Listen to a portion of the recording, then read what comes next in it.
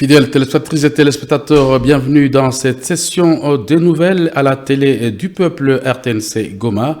Le gouverneur de province du Nord Kivu, Bahati Musanga Erasto, en itinérance dans la cité de Bunagana à la frontière congolo-ougandaise le jeudi 26 février 2026 a annoncé plusieurs projets de développement, entre autres l'électrification même de la cité. Au cours de son meeting populaire, plusieurs jeunes ont décidé d'intégrer la RC, entendez, Armée révolutionnaire congolaise de la FC 23. Plus de précisions dans ce reportage de Prince Kakombe.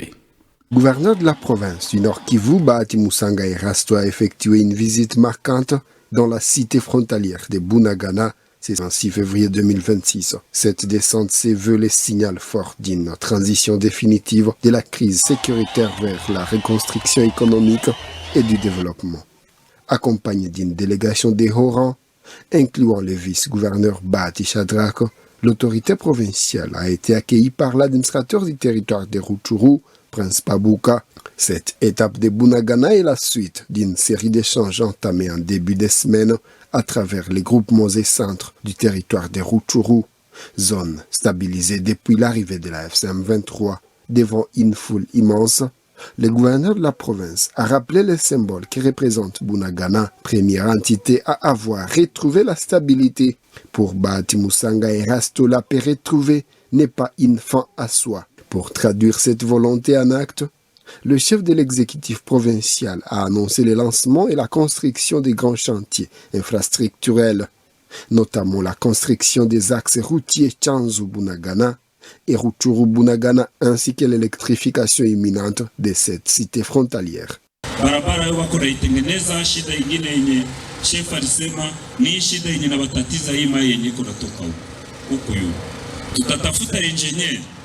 Akuye afanye etid turebe ukuntu twakora kanalization kuna sekirite ya kushinda fasi yote kwenye tulishafika.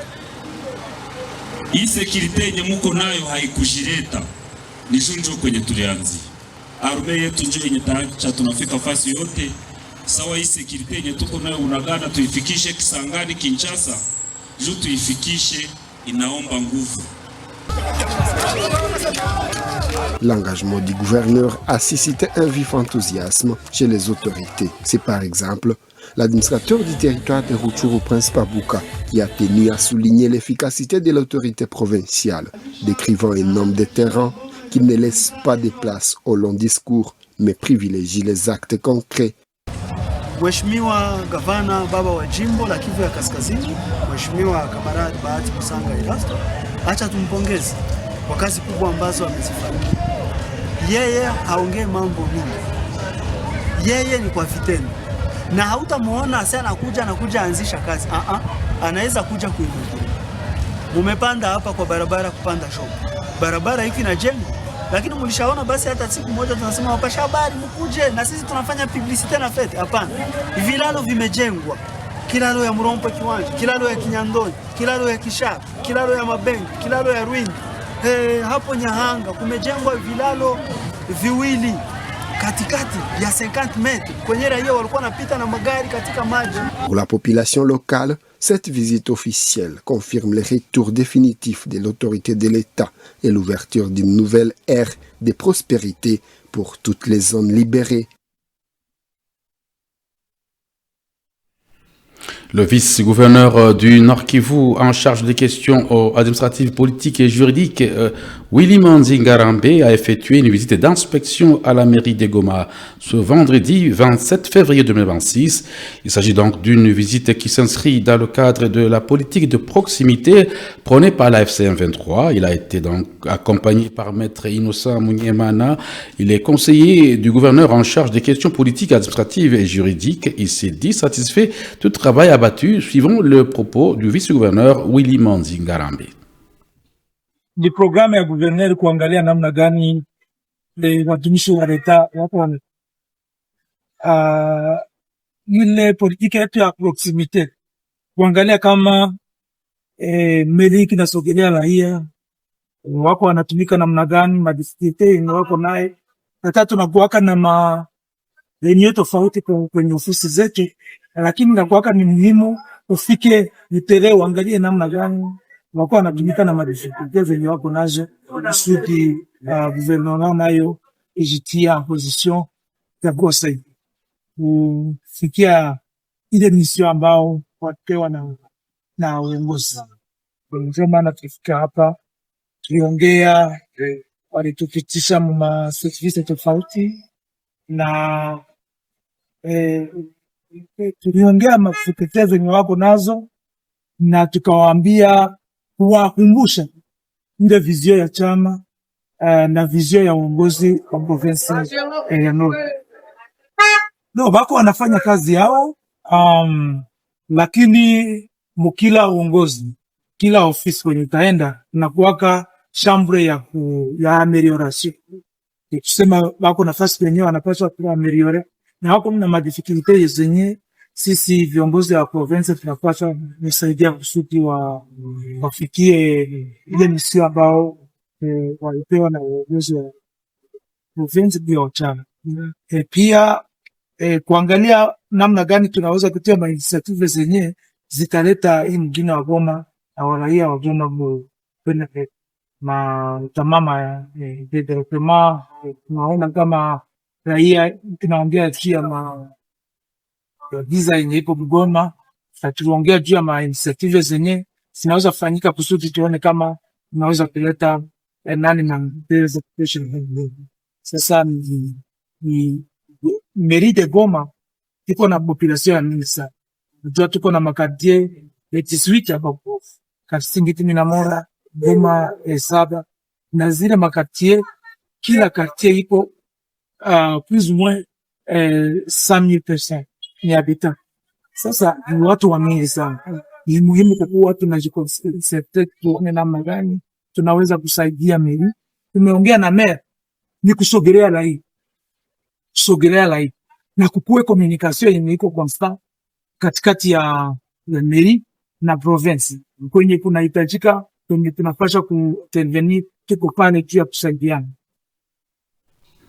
Échange du commandant de la première zone de défense dans les zones libérées par la FCM 23 avec les cadres du mouvement, c'est dans la cité de Kirumba en territoire de Lubero.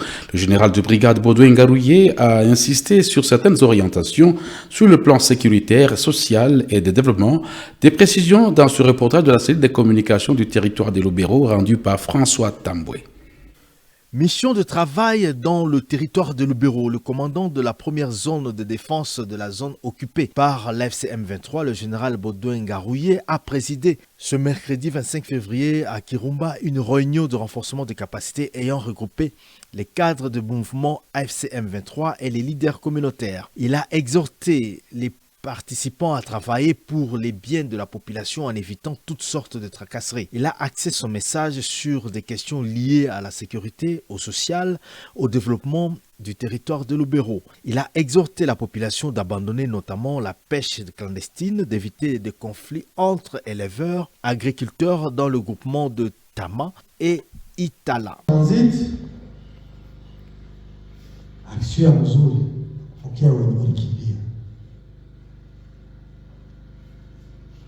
Itie ndani nguvu na hao wenye wanakuja wasio wazito kwa wenye wamekuta na wenye wamekuta hao wapesi kupokea, si ndio? Sisi wote tushikane mkono juu ya kwenda tatua hiyo shida. Kama kunakuwa shida, kuna mwenye iko mshamba unamkuta, asimbrutalize kwa makomisio ziko muongee. Concernant la paix et la sécurité, il a indiqué que la FCM 23 respecte le processus de paix initié par la communauté internationale et les institutions régionales. Les compatriotes de Banyamulenge dans le sud Kivu, se trouvant en déplacement à Kamanyola, dans le territoire de Walungu, continuent à bénéficier de l'assistance des hommes et de femmes de bonne volonté. Les détails dans ce reportage rendu par Primo Pascal Roudaïgua.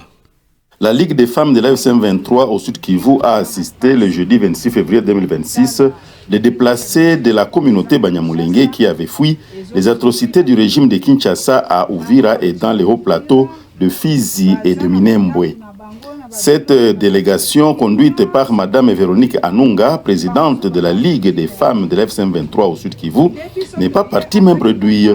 Elle a remis l'assistance constituée de sacs de riz et de farine, d'huile végétale, de savon et quelques habits, précise la présidente Véronique, qui s'est exprimée en lingala et interprétée par l'une des femmes qui était dans la délégation.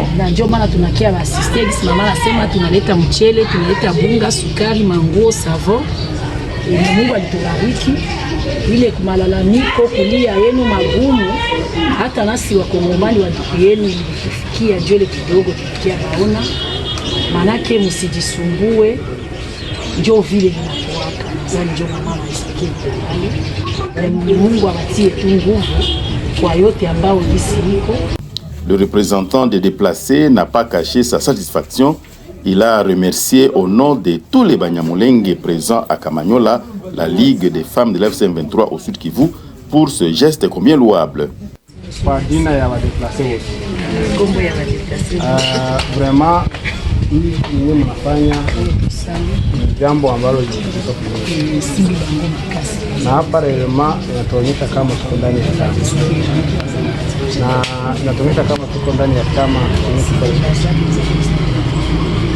Mtaona diferensi wakati wa deplace walikimbia kutoka na Mjombo na Rurambo, walikuja hapa wa Mtarura, walikuwa plus de 4 deplace, walimaliza 2 ans, hakuna hata autorite mmoja mwenye. Lakini sisi tulifika hapa siku tu moja, kesho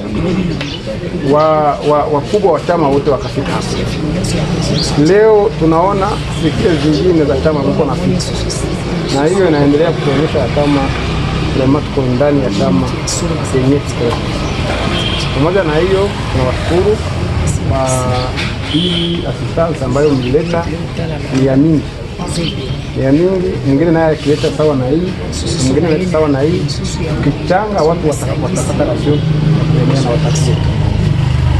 Na message yenyewe tunaweza watuma ni message fulani kwa wale ambao mliacha, wenyewe msaidiana nao kwa ili mpate ile. Mwambie kwamba wajeplase wenyewe wako Kamanyola, tuliweza kufurahi sana. Tunafurahi sana, tunawashukuru sana na waendelee kutuwaza. Na sisi tunaamini ya kwamba kwa sisi kidogo tutakuwa huko. Na hiyo ndio maombi, muendelee kusaidia. Rappelons que c'est depuis le mois de janvier que ses compatriotes Banyamulenge avaient fui les attaques ciblées du régime de Kinshasa après le retrait de l'AFC M23 de la ville d'Ouvira pour donner la chance aux pourparlers de paix.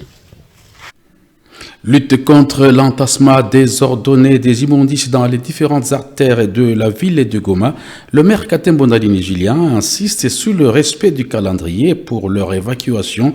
Suivons les propos du maire de Goma, Katembo Ndalini Julien.